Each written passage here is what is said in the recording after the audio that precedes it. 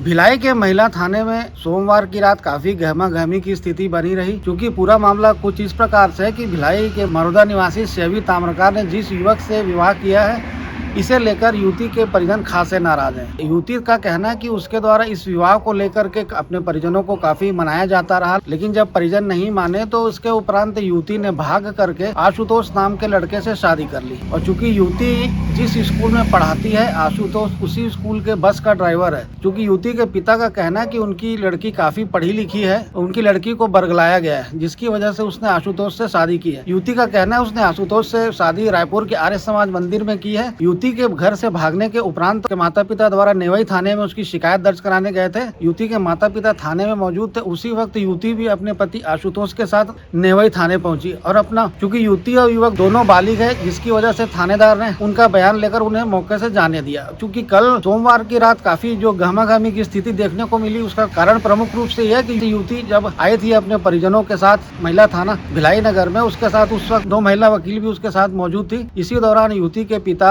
उसके चाचा, मामा सहित अन्य संबंधी जो है महिला थाने में पहुंचे और महिला थाने में दोनों पक्षों के बीच विवाद की स्थिति उत्पन्न होने लगी, या कहे एक प्रकार से मारपीट की घटना निर्मित हो गई, जिससे जो युवक है आशुतोष, उसके पिता को चोट भी लगी, काफी खून भी बहा, जिसकी शिकायत युवती पक्ष के लोगों द्वारा भिलाई नगर थाने में भी की गई है। क्योंकि पुलिस का कहना है कि मामले की विवेचना जारी है। साथ ही युवती के पिता का कहना है कि जाँच के लिए उनके द्वारा एएसपी साहब को ज्ञापन भी दिया गया है। अब देखना होगा इस पूरे मामले में पुलिस क्या कार्रवाई करती है। इस पूरी खबर को आप देखिए हमारे इस वीडियो में। नमस्कार, मेरा नाम शैवी ताम्रकार है। मैं भिलाई मरोदा सेक्टर की निवासी हूँ। मेरे पिता का नाम स्वतंत्र कुमार है, मेरी माँ का नाम प्रभा ताम्रकार है। मैं अपने मर्जी से 6 तारीख को रायपुर जाके आर्य समाज में शादी की थी। इसके पहले मैंने अपने घर में ये बात रखी थी कि मुझे इस इंसान से, जिनका नाम आशुतोष देशपांडे है, उनसे शादी करनी है। मेरे घर वालों ने पहले दिन मुझे बोला कि हम करवाएंगे, उसके बाद मुकर गए, हर चीज से मुकर गए। मैंने भी बोला कि मैं अगर नहीं करवाऊंगी, मुझे मेरी शादी इनसे, मैं आत्महत्या कर लूंगी। उन्होंने मुझे बोला कि नहीं कर, हम लोग का बदनामी होगा, लेकिन उनको बदनामी का डर था, मेरे खोने का डर नहीं था। मैंने अपने मर्जी से घर से बाहर जाके इनसे रायपुर में आर्य समाज में शादी की है। शादी करने के उपरांत मैं तुरंत नेवई थाना में अपना बयान देने आई कि मैं इनसे शादी की हूँ। तब मुझे वहां जाके मालूम चला कि वहां मेरी गुमशुदगी का रिपोर्ट दर्ज कराया गया है। उसके बाद अगले दिन मेरे माँ बाप आए, मुझे मेरा तर्पण कराने का मुझे धमकी दिया, फिर हाथापाई हुआ। अगले 2-4 दिन बाद मेरे मामा, जिनका नाम प्रबोध ताम्रकार है, वो आए। उन्होंने मुझे प्यार से बात किया। अगले दिन मेरे घर में, जब मैं नहीं थी, मेरे अकेले दादा ससुर थे जो 80 साल से ऊपर है, उनके साथ आके 1 घंटे बातचीत की। मुझे बोला गया मैं 2 लोग को लेके आया हूँ, लेकिन 3-4 लोग को लेके आए। मेरे आने के बाद मुझसे बहस करके वो सारे मोहल्ले को इकट्ठा किए, वहाँ पे बदनामी किया हमारा। हम अगले दिन जाके स्टेशन में इस चीज का बताया है कि हमने कंप्लेन दिया कि ऐसा ऐसा हमारे साथ हुआ है। शनिवार की शाम को मुझे 6 बजे बुलाया गया स्टेशन खमतराई में कि आपके माँ बाप आपसे मिलने आए हैं, 2 लोग हैं। वहाँ जाने के उपरांत पता चला कि वहाँ 15-20 लोग थे। वहाँ पे मुझे फिर दुर्ग की पुलिस टीम आई थी। उन्होंने ये बोला गया कि मेरा पति और मैं चरित्रहीन है, इसलिए वो नहीं चाहते ये शादी हो। जो मेरा गवाह थी, उनके ऊपर भी उन्होंने चरित्रहीन होने का नाम लगाया।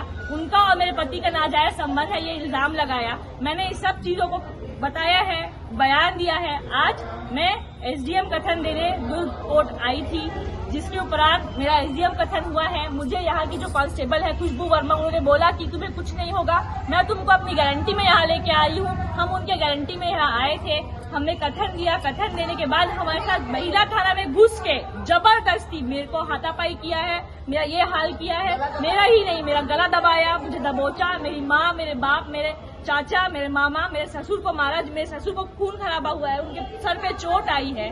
मेरे पति के साथ, मेरे साथ जो 2 एडवोकेट आए थे, उनके साथ भी गलत हरकत। मेरी क्लाइंट ने बताया कि मैडम हमारे को थाने में बुलाया गया है, तो कृपया करके आप आ सकती हैं क्या। क्योंकि मेरी क्लाइंट है तो मेरा फ़र्ज़ बनता है उसके प्रति। तो मैं थाने में गई और मैंने पूछा, तो मैंने कहा कौन आया है।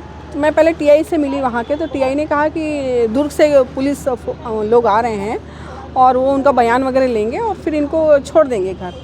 तो मैंने कहा ठीक है, मैं भी वहाँ बैठी रही। तो दुर्ग से ये खुशबू वर्मा ASI वो आई और जांगड़ी जी आए, वो नेवई थाने से हैं। तो इन्होंने कहा कि, मैंने कहा आप किस सिलसिले में आए, आपके पास कुछ आदेश है। तो बोले नहीं, एसपी साहब ने आदेश किया है वो वर्बली बात है, आदेश की कॉपी मुझे उन्होंने नहीं दी।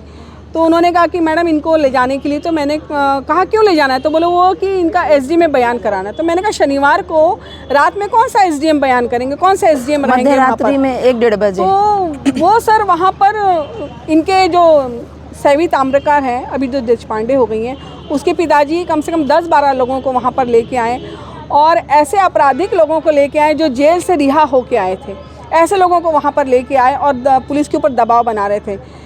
इनके जो पिताजी हैं, सैवी ताम्रकार के पिताजी स्वतंत्र ताम्रकार जी, इनके मित्र हैं क्या कहते हैं डीएसपी नायक जी, प्रकाश नायक, वो इनके ऊपर क्या कहते हैं प्रेशर, उन्होंने कहा इसने बच्ची ने लगाया, वो उनको पापा बोलती है, उसकी मित्र के पिताजी हैं कि पापा ये सब क्यों करा रहे हो, आपने तो आशीर्वाद दे के मुझे बोला कि आप अपने घर जाओ, पति के साथ जाओ। अब तो स्वतंत्र जी उसके पिताजी को बोलते कुछ नहीं है, लड़की बालिग है, वो लड़के के साथ ही जाएगी, तो भेज दिया। फिर उसके बाद उन पुलिस अधिकारियों को वहाँ पर भेजा ज़बरदस्ती, उनके ऊपर प्रेशर बनाया, मोबाइल पे बार बार उनको कॉल करने कि लड़के को किसी भी हालत में लेके आओ। उनकी मंशा ये थी कि शनिवार रविवार को 2 दिन लड़के को थाने में बैठाएंगे, मारपीट करेंगे और क्या कहते हैं लड़की से क्या कहते हैं झूठा कथन कराकर लड़के को जेल भेज देंगे, ये इन लोगों की मंशा थी। उसको चीज़ को मैं भाप गई थी। तो मैंने कहा हम किसी भी प्रकार से, लड़की बोली मैं नहीं जाऊंगी और लड़के को मैंने कहा आप तो ले नहीं जा सकते। किस आरोप में ले जाएंगे, क्या उसने बलात्कार किया है या कोई मर्डर किया है या किसी अपराध में वो है जो आप उनको ले जाना चाह रहे हैं। मैंने इनसे कहा कि आप जो नोटिस दे रहे हैं नोटिस की कॉपी, तो उन्होंने नोटिस की कॉपी भी नहीं दी। मैंने कहा चलिए मैं स्क्रीनशॉट ले लेती हूँ, अगर फ़ोटो कॉपी नहीं हो वो भी नहीं लेने दिया इन्होंने। और फिर ये लोग जब हम लोग वहाँ पर इनके ऊपर बोले कि आप नहीं ले जा सकते, तब ये लोग भी हार के वहाँ से चले गए। फिर उसके बाद इन लोगों ने कहा कि मैडम आप इनको क्या कहते हैं बयान के लिए कब लेके आएंगी। चूँकि लड़की की अभी भी शादी हुई है, वो शारीरिक कष्ट के कारण थोड़ी परेशान थी, तो वो उसको मेडिकल फर्स्ट एड की ज़रूरत थी। सवेरे से जो उसको बैठा के रखा था, घर में भी आके ये लोग उनको मेंटल हरासमेंट कर रहे इनके पेरेंट्स लोग में, और थाने में 6 बजे से कल रात के 12 बजे तक ये लोग बैठा के रखे। चूँकि मैं वहाँ पर थी इसलिए इसकी जानकारी आपको दे रही हूँ। और लड़की को खड़े मैंने उसको इतना परेशानी होने लगी, तो वो सवेरे जाके डॉक्टर को दिखाई, तो डॉक्टर ने इनको बेड रेस्ट के लिए बोला। तो मेरे को सवेरे भी फ़ोन की एएसआई वर्मा मैडम कि आप इनको लेके आइए। दबाव बनाया गया, मेरे ऊपर इतना प्रेशर बना। मैंने कहा वो दूध पीती बच्ची नहीं जो उसको मैं गोदी में ले आऊँगी, और मैंने कहा वो बालिग है, उन लोगों ने स्वयं की मर्जी से शादी की है, वो लोग क्या कहते हैं सोमवार को आ जाएंगे।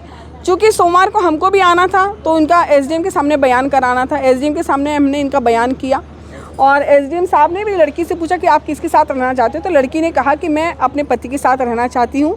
सर मेरे माँ बाप लोग मुझके ऊपर बहुत दबाव बना रहे हैं, मेरे माँ बाप मुझे जान से भी मार सकते हैं, मेरे ऊपर इतना प्रेशर बना रहे हैं। मेरे ससुराल पक्ष वालों को भी, मेरे दादा दादी जो मेरे दादा ससुर वगैरह उनके ऊपर भी प्रेशर बना रहे हैं, उनको घर में ही कैद करके उनके ऊपर मेंटल टॉर्चर कर रहे हैं।